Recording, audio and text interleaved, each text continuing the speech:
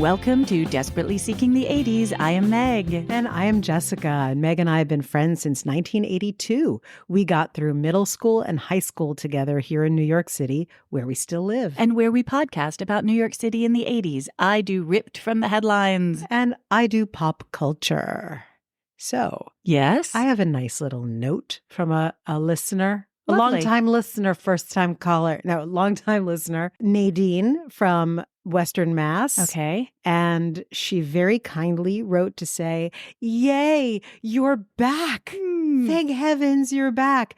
And made me laugh because she was like, "Oh, now I know how to pronounce ruching." And I was like, excellent. A reader's vocabulary that has now been rectified. Outstanding. So, see, talking about fashion can broaden horizons. But Nadine, thank you so much for writing and, much, much love to you. Yeah, we had great numbers. Yay. We're back. We really are. Yay. We're back. Okay. We're back.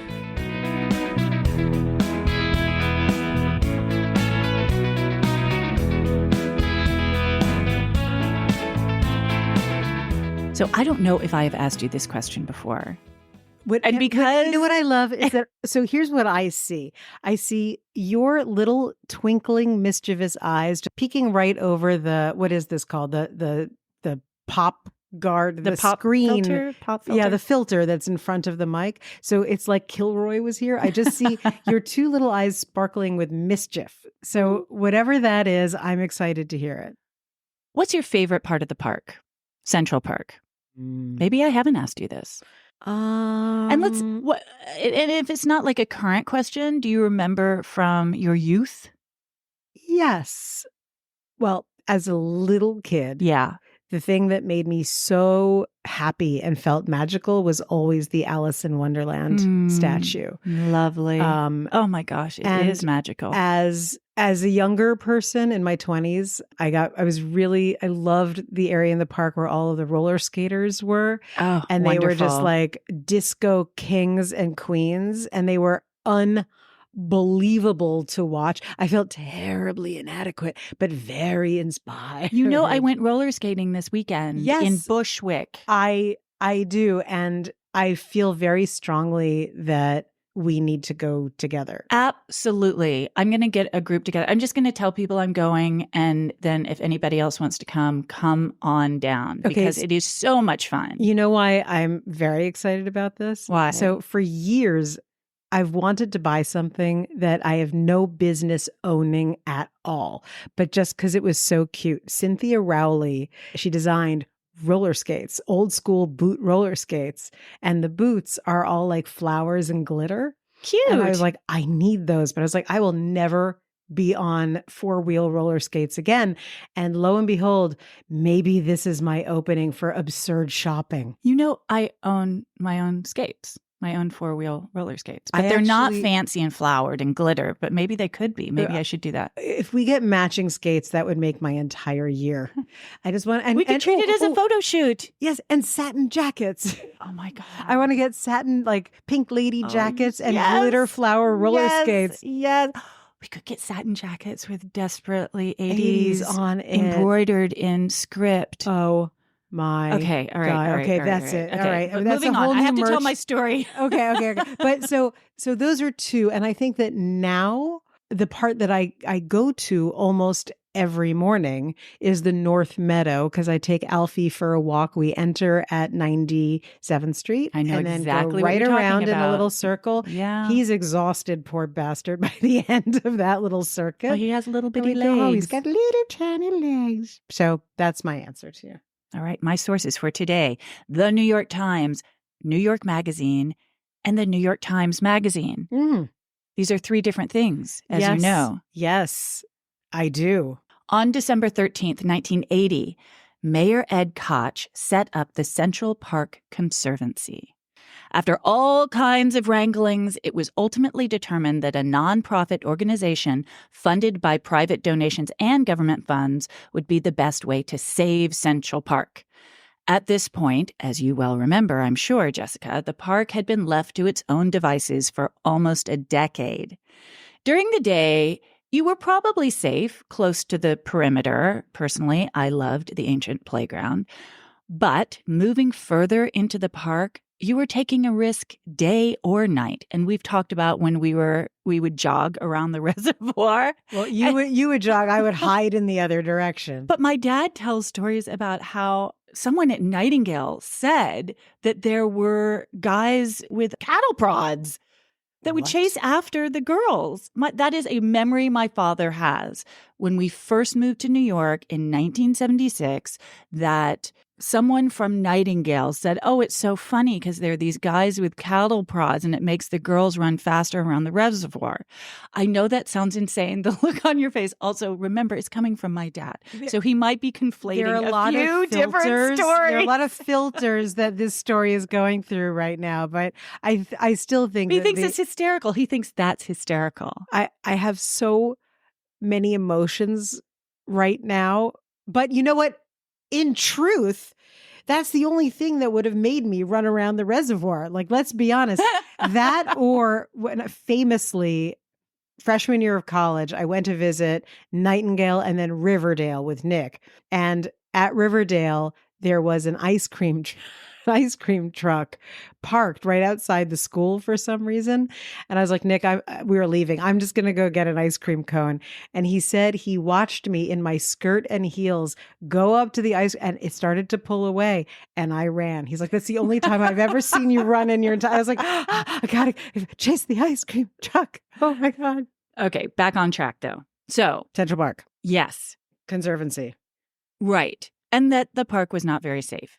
And the Great Lawn and Sheep's Meadow were essentially dust bowls. Do you remember that? I do. Not a blade of grass as far as the eye could see. The Ramble in the heart of the park between 73rd and 79th Streets was different, though. Back in 1857, it had been conceived by Frederick Olmsted as one of 3 woodlands in Central Park. The winding paths and outcrops and bridges were landscaped with native trees, tupelo, sycamore oak, and some transplants, magnolia, Kentucky coffee tree, philodendron, and some, I love this, aggressively self-seeding cherry, locust, and sassafras. I love that. Aggressively self-seeding. It's so New York. They're like, we're here. We have knives, even though we're trees. And by 1979, the Ramble had flourished into a lush forest of 6,000 thriving trees. Really? Uh-huh. Untended, nature had taken over. It was wild and woolly, and the Central Park Conservancy wanted to tame it. The plan was to clear out some trees in the Ramble to, quote, reinstate some of the original sunny glades and to open a vista to the Belvedere. Belvedere Castle, by the way. As lovely as this sounds, it really messed with what the Ramble had organically grown into, a haven for birders and gay men. I just want you to know that I saw where you were going with this, and I am in my happiest place right now. You have no idea. And I have I have a great little postscript to this, but okay. I'm so delighted. Yay. All right. I hope I'm pronouncing this right. The Linnaean Society? Spell it. I have no idea. Linnaean Society. Sounds like Linnaean. Okay. Described by the Times as a, quote, scholarly and generally non-combative group of birdwatchers. Unlike the trees. The trees were aggressive. The birders were fine. They were very invested in the Ramble remaining a wilderness. The Audubon Society argued the Ramble was one of the only last natural environments in the city, in addition to being a bird sanctuary. 259 species of birds have been spotted in the Ramble, including more than 20 species of warblers that pass through during the migrations in April and October. But Betsy Barlow, who headed the Central Park Conservancy, wanted to return the Ramble to Olmsted's original concept, which was a 19th century garden. Wait, was she Betsy Barlow or was she Betsy Barlow? You know. She's a little more Betsy Barlow. Barlow, okay. She majored in art history at Wellesley. And scene. and city planning at Yale, and had written books on Jamaica Bay and Pelham Bay Parks and Central Park. Betsy argued some trees should be cut down for aesthetic reasons. Quote, "The giant topolo tree is so glorious it shouldn't have company." Wow, that's really exclusive, Betsy. And about Azalea Pond, quote, "Although birds like mudflats, this should be dredged." It's so commanding. Oh, she's an aggressive cedar. She also argued that there was a safety concern. The narrow, winding paths and vegetation made the ramble dark, mysterious, private, and potentially dangerous. On July 5th, 1978, Kenny Straw, David Hyman, Donald Hotchkiss, Michael Riley, and Nikki Perry, all Yorkville teenagers, approached the ramble at 8:30 p.m. with baseball bats and other heavy sticks. I see the look on your face. Our good friend Travis knows Nikki Perry, knew Nikki Perry, and we will get to that in a moment. Earlier in the day, Kenny, David, and Nikki Perry's younger brother, Anthony, had been in Central Park and were approached by a gay man. According to the boys, Kenny got in a fight with a man who bit Kenny in the face. So they came back with the other boys that night to get revenge. The boys descended on the ramble and, quote, raced through, this is from the Times, raced through the twisting, heavily wooded paths, leaping at their victims with bats, smashing them to the ground and beating them. Just these random men that they came across. I'm now very disturbed. They fractured the skulls of Christopher Moore, Tyree Giraud, Ray DeVilliers, Rule Loans, who was a surgical technician, and Dick Button. Yes, the Olympic ice skater. Really? Yes. Jose Hernandez, quote, ran like hell, bleeding like a faucet, and told police that he could hear the screams of the other victims. Kenny hit Ruel Loans in the head with a baseball bat 10 to 15 times. When Ruel put up his hands to try to protect himself, Kenny broke his hands with the bat, while Nikki Perry hit him in the ribs with a couch leg. Okay. How old were these boys? They were 17 and 18 years old. I think Anthony was 16. Good God. According to Kenny's lawyer, because they all got caught, the lawyer, Ernest Hammer, Kenny his name was not Hammer. Yes, the lawyer's name is Ernest Hammer. Kenny had drunk beer, smoked marijuana, and inhaled paint fumes in the hours before the assault. But also, the lawyer added, and this is a quote from the trial, "Now, I wouldn't suggest for a second that beating up fags was a legitimate summer sport in New York City or anywhere else." The lawyer said that. Well, he's saying in the courtroom. At least he's saying it wouldn't be. But Holy he basically crap. admitted that was what their motivation was. Yes, that was not about specific revenge. That was not about you bit my friend in the face and now we're finding you and having retribution. That was just, here's a trigger event so we can go and have our favorite, baseball with your skull activity. And also to make clear, that's the story that Kenny told, that there was this event that happened in the park. There wasn't any evidence of that. There was no police report. He didn't go to the hospital. It was he said, some gay guy bit me in the face, and that's why we all descended and beat up these men randomly in the rambles. And in the transcript or the case, there was no mention of whether or not his face was marred. No, there was not. Well, then no one did it. And also, who bites someone in the face? Regardless, I'm just saying, just so we know. What is fact and what is... I am picking up what you are putting down. Ultimately, Kenny got 5 to 15 years. Nikki and David got 3 to 9 years. Michael was granted immunity for his testimony because he basically turned on the other ones and ratted them out. And Donald pled guilty. Nick and Raoul had permanent injuries from the attacks. And by the way, so I called Travis and I asked him about, Nicky Perry, and because I remembered that he knew him, and he told us a story about Nicky Perry that we've never put on the podcast. So I clipped it out, and I'm going to put at the end of this episode. Oh, great. The incident that he had with Nicky Perry years later after Nicky got out of jail. And Travis definitely filled in a lot of blanks about those guys. And he said, yeah, from what he knew of them, he knew Kenny. Kenny ended up marrying his ex-girlfriend. Mm. And that was not a happy marriage. It did not work out very well. And then Nicky was ultimately murdered in the neighborhood because after he got out of jail, he got into a lot of trouble. Mm. Anyway, so back to the Ramble. From at least as early as the 1920s, the Ramble was known for gay cruising. Really? Yeah. As far back as the 20s? Yeah. I thought that it was like a 60s thing. 1920s. Amazing. It was referred to as the fruited plain. Shut up. I knew you would love that. I love it. And in the 50s and 60s, the Parks Department warned of antisocial persons congregating there. In 1980, an ad in the Village Voice sent out a call for gay men interested in playing soccer in the Ramble.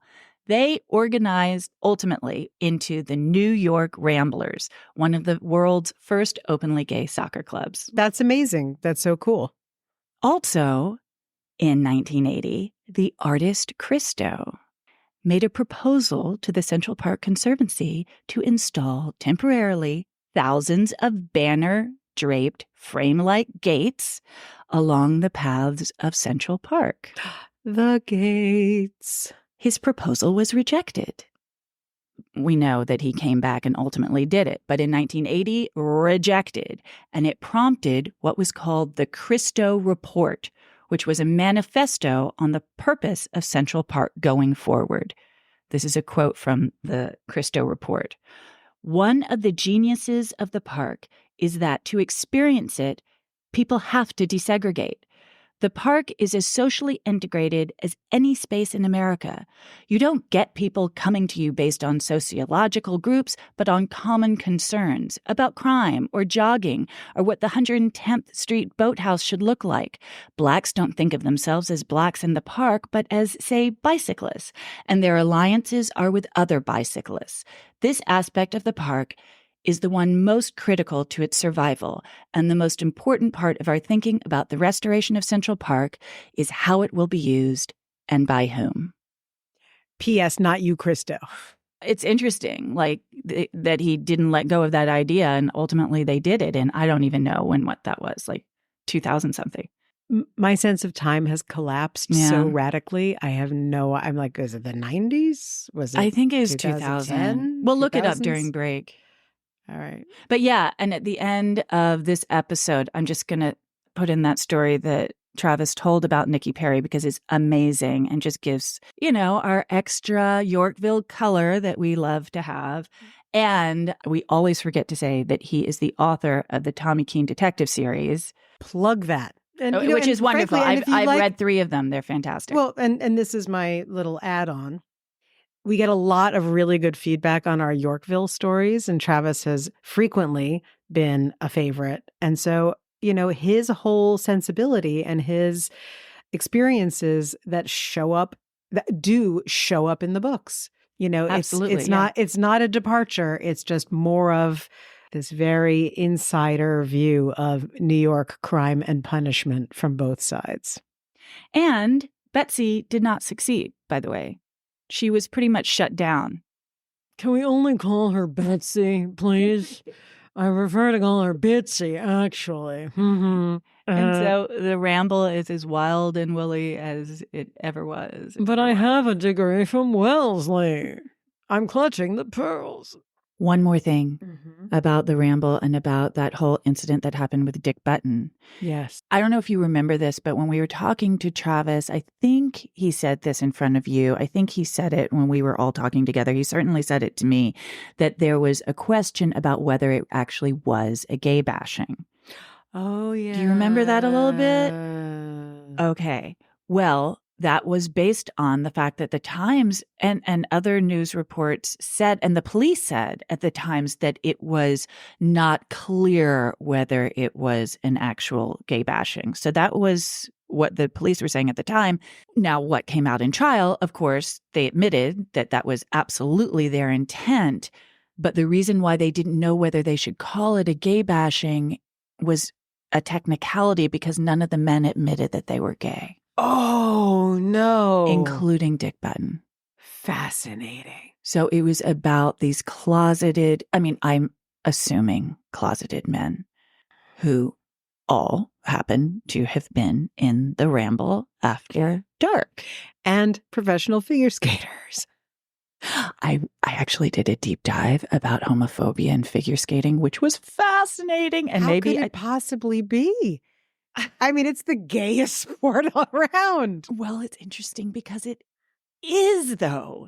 I know. The only thing with that it's that there's so much homophobia. Oh, that it's I'm like, yes, it is the gayest sport, except for ice dancing. How could it be homophobic? I will send you this article. It was so interesting. That's utterly cuckoo crackers. That's nuts. Wow. So maybe I'll do a follow-up on ice skating and homophobia. But anyway, the other thing I looked up was the gates. Christo finally got his gates up in Central Park. I don't know if people have seen pictures of it. We'll post it on Instagram, but they went up in 2005, and I enjoyed them. I'm glad they were temporary, but they were fine. They were cool. I didn't love the color, but it grew on me. I didn't like it. I respected it as a giant installation. Like, I was like, when I saw it, I was like, well, that took a lot of effort. That's what I like in my art. Yes, effort. I want to see, you know what? You tried. Christo tried. And his lady friend, Claude, she tried with him. We ran into them at the boathouse.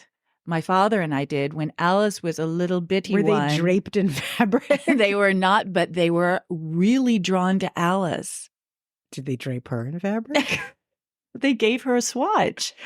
No, they didn't. They sure as hell did. Wow. I know, it's kind of cool. That is cool. She was such a pretty little baby. I can't doubt that for a second. See, they did try to wrap her in fabric. They just started really small. Here's a little tiny piece. It's just wrapping your fist. Your baby I'm going to fist. remind her of that. I wonder if she remembers she got a swatch from Christo. I doubt she does, but that's the sort of thing to frame and put some sort of provenance in it. Anyway, I'm taking up your precious time. Talk to me. Tell me. What do you have to tell me today?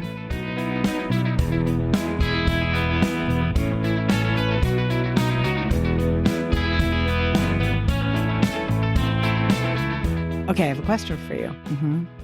So you started by asking me today, is there a place in Central Park that I particularly love? Is there a place in New York City that just gives you the creeps or unnerves you? Yes. What is it? Yes. I don't know exactly what the address is, but when you go up to Harlem, there's like these underpasses. Mm-hmm. If you take the subway up and then you're walking west and you have to go through those underpasses, day or night, I do not feel comfortable. I don't like it. No. Underpasses are bad. Dark underpasses. Trolls.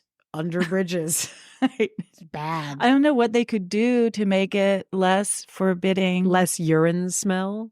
More light. I'm just like, I am taking my life into my own hands, and I'm not in the mood for that right now. No. Well, let's do a callback to your own segment of a few moments ago. Cattle prod? Maybe that's your weapon of choice. Well, I have a place that gives me the creeps. And I did this piece today. I put this together to maybe rid myself of the creeps. And it might be working. I'm not sure. So in 1992, this problem began for me. And it really ended in 1996. I really have a hard time. Actually, no, it ended in like the early aughts. I have a very hard time with the Javits Center. Oh. And why, you ask? Okay. If you want me to, I'll ask. Well, in 1992, I had to sit for the LSAT in the Javits Center.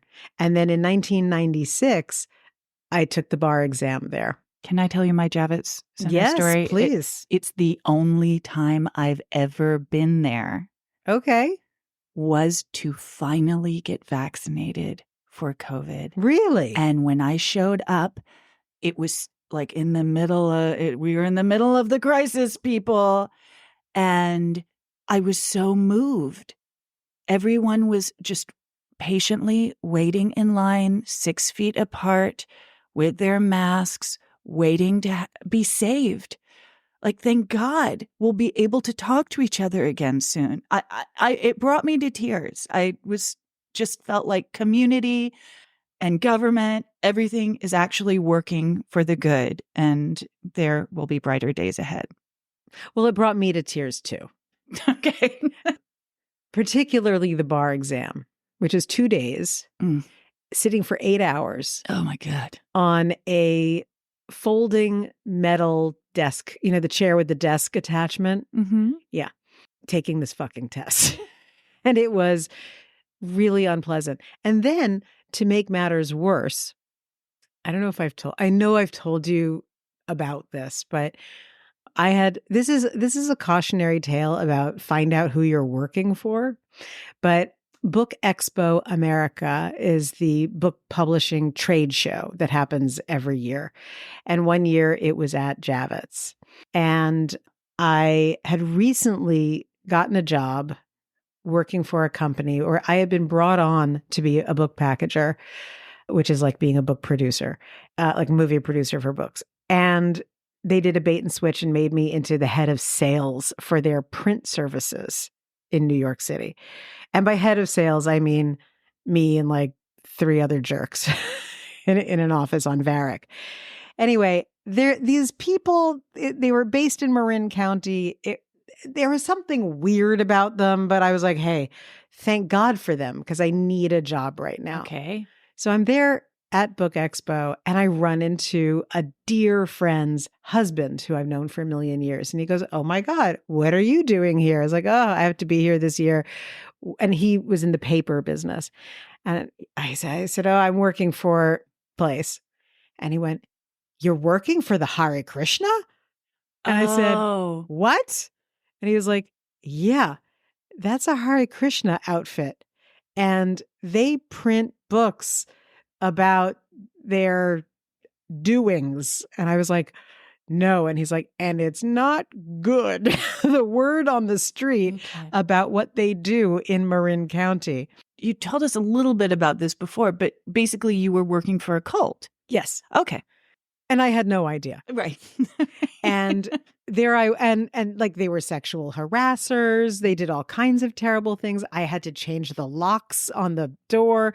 And it's like, you know, those situations where you're like, I need this job and I'm going to stay until I find another one. And I eventually just used company time to like create my own job and company. I was like, these guys are, but they were terrifying. And they look so peaceful in the movies. Well, and these were 3 brothers and they were tiny. So they were like the mayors of Munchkinland got together and like did bad things. Yeah. So that's my Javits association. Okay. So I was like, let's pull Javits out of the toilet for me. So, okay, we're going to talk about the Javits Center. Okay. Talk about Javits Center.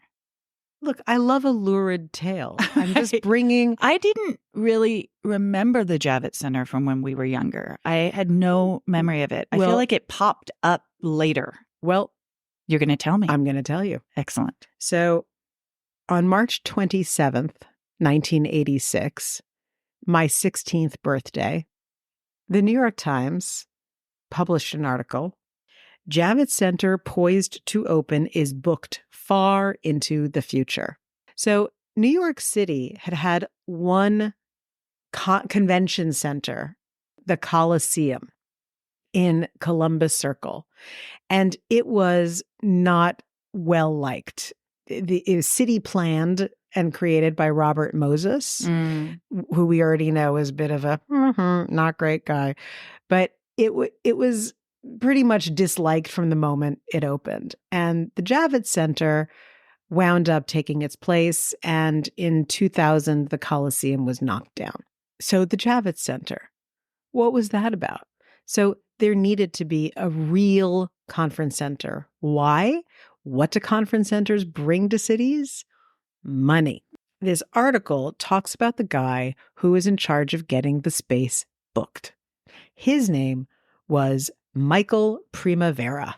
And Michael Primavera was excited because the number of expositions, conferences, and fairs that wanted to be in the Javits Center was huge. Ooh, fun. Yes. That's a good job. Yes. There was a credibility gap about actually booking the space and people feeling like they were going to have their events take place because the opening of the Javits Center was delayed 3 times.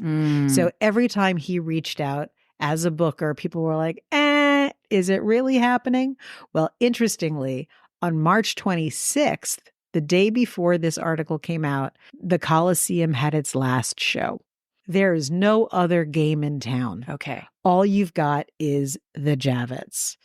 There is a pool of trade shows that still exists that travels from city to city every year. And it was time for New York City to get a piece of that action. Enter Michael Primavera, but also enter, prior to Michael Primavera, do you know who designed the Javits Center? I don't. I.M. Pei. Huh. And I can see that. Yep. And for those of you who do not know who that is, a quick visual, very, very famous architect who did many spaces that you are familiar with. The glass pyramid for the Louvre is one of them, as is in our own Cleveland, Ohio, the Rock and Roll Hall of Fame. I.M. Pei, his philosophy of architecture was modernism, where form follows function. He was very partial to glass. So those of you who don't know, the Javits Center is actually a series of giant glass boxes with scaffolding sort of holding it all together. And it can be beyond beautiful when you're in there. It's a solarium. The public spaces are atrium, solarium, beautiful. The show spaces are less fantastic. Really, really beautiful. So into this space, what was Mr. Primavera doing? Well, in 1986, he was already getting it booked up through 1993. Wow. What was it being used for? The shows that would always book first any place in any city because they are huge money makers, and they were the first to book, were the cat show. What? And the boat show. I'm assuming that the cat show is like Westminster. Yeah, for cats. But for cats. Gosh, I do want to see a picture of that. Like, did they perform? The cats? Yeah. If only. I don't think so. I think they it's just like look show beautiful? cats. Yes, exactly. Yeah. You're like show cats, Like Meg? show, like, you know. Because I know what a show cat is. I don't know from a show cat. You know, Westminster, how the dogs prance around and then get a medal or a cookie. I think it's the same concept. Well, the dogs actually, I mean, they have to perform. Yes, but have you ever seen a cat do anything that you ask that's it my to question. do? I think it's just, are you pretty and are you well bred? All right. Kind of like Miss America. It's the same thing. So right after the cat and the boat shows. By Megan Nolan. Read by Lauren. If ever there was a perfect random voice coming from your phone announcing acts of desperation. Oh my God. That says so much about these last Everything. few months for me. That was everything. This is actually a book I very much am looking forward to. It's Acts of Desperation by Megan Nolan. By the way, my Audible just went off. I'm going to put my phone away. Mine would only start yelling at us about Sherlock Holmes. That's it. But right after the Cat in the Boat show, just to chill my blood, it was the convention of the New York State Bar Association. But there were lots of other uses for the Javits Center while people were trying to figure out in the early days what to do. Elizabeth Taylor, when doing an AIDS charity function in New York City for AmFAR, telephoned Mr. Primavera to see if they could park 250 limousines for the luminaries who were going to come to her event. Mr. Primavera said yes. Oh, good. In fact, he said, "We have the whole gamut. Everything happens here." Again, for those of you who don't know, the convention center spans 34th to 38th Streets between 11th and 12th Avenues in New York City, right on the water, which is prime real estate. And used to be really seedy. We've talked many times about where the working girls and like, boys would it used show to be up. the way that you got out of the city and sex workers were basically naked walking up and down the street. Literally, yes. They were nude. It was unsettling, to say the least. Maybe, if you were lucky, a G-string, but that's about it. What I loved about this was learning the types of fairs that took place. A very important fair had moved out of the city because they didn't like the Coliseum and they went to Las Vegas. But they came back for the Javits because being in New York was the only place that made sense for them. What was it? It was the fur fair.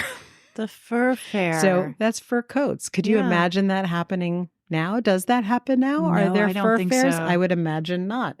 They said, the organizer said, "We came back to New York largely because of the convention center. For furs and fashion, the buying potential within a 50-mile radius of New York is probably the strongest in the world." Now, here's another fun fact. At the Coliseum in, I think, 1977, Meg, if you look up and behind you on the top of my bookshelf, do you see that looks like a drawing by Edward Gorey of all of the people in the opera box looking at us? Edward Gorey was a fur coat enthusiast. And if you know his work, his characters are frequently wearing fur coats or coats with fur collars and fur cuffs, etc. So he was a huge fan of fur and even designed some fur coats. And who with? My mother's friend Rosette's dad. Okay. Who was a furrier. And Edward Gorey created, and I still have yet to find this on eBay, so I'll bet you this is like gold. And I'm so sad that I did this as a child, but I got a signed Edward Gorey oversized poster book from the fur fair. I cut out several pictures that I liked and I put them up in my room. Mind you, I'm 7. Okay, this is like, gee, why is Jessica such a dark, macabre weirdo? Born that way.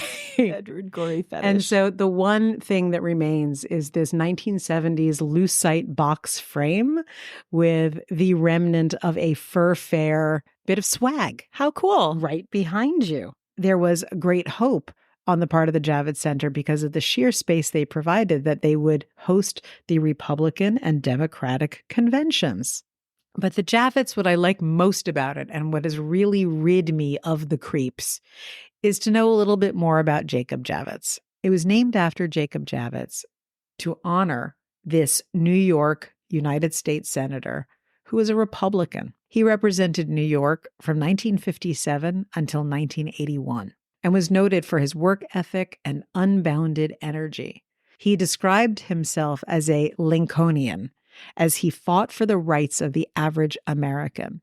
It was he who played a key role in the passing of the Civil Rights Act in 1964 and the Voting Rights Act of 1965. What also made Javits so special was that despite his political affiliation, he opted to side with the people instead of his own party. This was evident when he drafted the War Powers Resolution in 1973. My sources are the New York Times and Classic New York History. Cool. And my IMPay information is from that architectural firm's website. But he was an amazing guy. And Sounds I like never it. knew anything about him. And all that I knew was the Javits, as we call it here in New York. Where are you going? The Javits. He has exorcised my law school related demons. Yeah, I like that this started from a place of ick and now is in a place of appreciation. That's lovely. Very, very big appreciation. And so much so, in fact, that after I finished doing all of this work, I went back and I looked at many photos of the Javits Center. And I looked at them side by side with photos of the pyramid at the Louvre. And you know what? Beautiful. All around.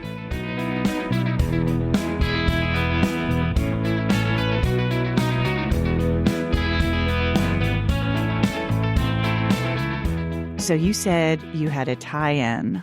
Do you remember? Yes. Oh, no. Of course I do. Okay, good. No. Of course I do. We were both interested in talking about spaces in New York City that inspired visceral responses from both of us. That is true. So look, anytime that my tie-in is tenuous, just remember the time when I was like, oh, it's New York in the 80s. That was my favorite tie-in You're like, ever. You need to either stop taking drugs or begin now. No, I think that so much of what we talk about on this podcast, obviously is our love of the city. And why else would we talk about it so obsessively and look for nooks and crannies that are meaningful to us? I'm so glad you said that too, because I walked to your place from my place in order to get my steps today. And boy, howdy did you. That's 80 blocks. Yeah. No, it's not 80 blocks. From 70 blocks. And, I was also listening to stuff and I was, going over clearly lines listening to Desperation or whatever that was. But I kept passing places that we've talked about on the podcast. And I was like, I love this city. And I love it all the more because I know that serial killer killed that woman in that building that I just passed. I just know all these little nooks and crannies around the city because of our podcast. I'm thinking of monetizing exciting. this. I think we have to start doing tours. Thank you for reminding me. I was talking to a tour guide guy who we might do a partnership with, but that's to be discussed. Oh, how very And exciting. for now, guys, hold on, because I'm going to put in a little snippet from a conversation that we had with Travis that will talk a little bit about Nikki Perry, one of those Yorkville kids who went gay bashing in the Ramble. Heartwarming. Thanks, Meg.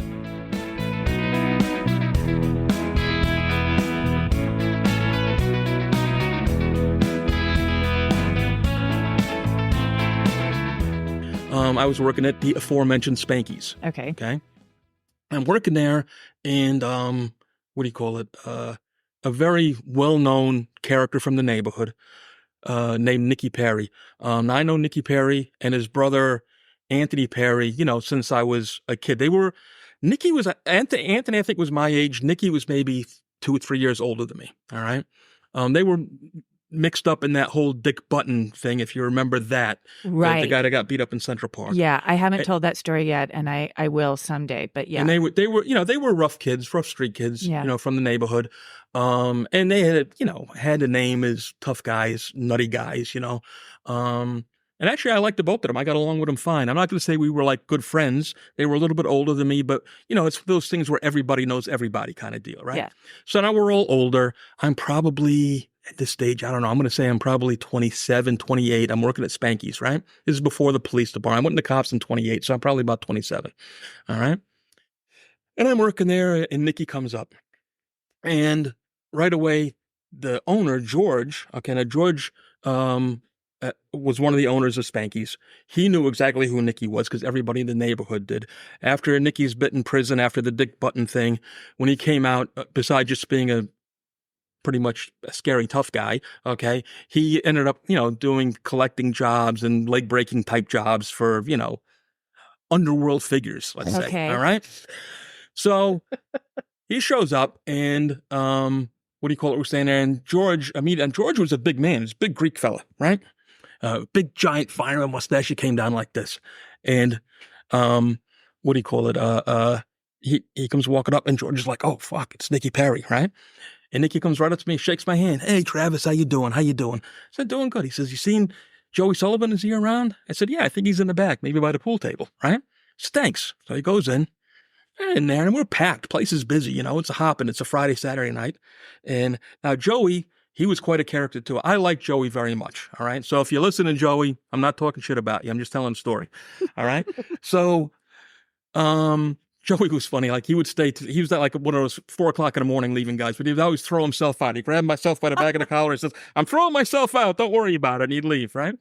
And now Joey was an edgy street kid, but he wasn't necessarily a true hard guy, if you will. All right. Now, I don't know what had transpired. These guys were friends for their whole lives. They come outside, and I'm sitting in the doorway of Spanky's on 75th and 1st with my boss, George Malinis here. All right. And they get in between the cars, and Nicky just begins to beat the balls off of Joey. He's hitting him, and he's yelling at him. And he was very angry because something personal had happened. You motherfucker, I could say that, right? Yes, I've been cursing all night anyway. Sure. You motherfucker, you used my name, blah, blah, blah, blah. What are you doing? I've had you over my house, going on. And he's beating him and beating him and beating him and beating him. And I mean, he beat him good, scary good, like, dangerous beating this guy took, right? Nicky stands up straight and he straightens his spine up, He turns around, he walks directly to me, and I'm standing next to the boss here. He bows his head and he shakes my hand. He's got blood all over his hand, right? Oh my Shakes God. my hand. He says, Travis, I'm so sorry. I would never, ever disrespect you. I didn't want to do this inside. That's why I brought this piece of shit out here. Oh my God. So I'm like, well, thanks, Nick. Again, I got blood all over my hands now. I'm like, oh, no, thanks, Nicky. I appreciate it. Believe me, I do. He's like, again, I'm sorry. I'm so sorry, but I had to take care of this. All right. And he walks off the street. The ambulance comes to get Joey. All right. George is standing next to me. He reaches over and he taps me on the thigh like this. He says, you are never leaving here. And that was a pretty nutty story.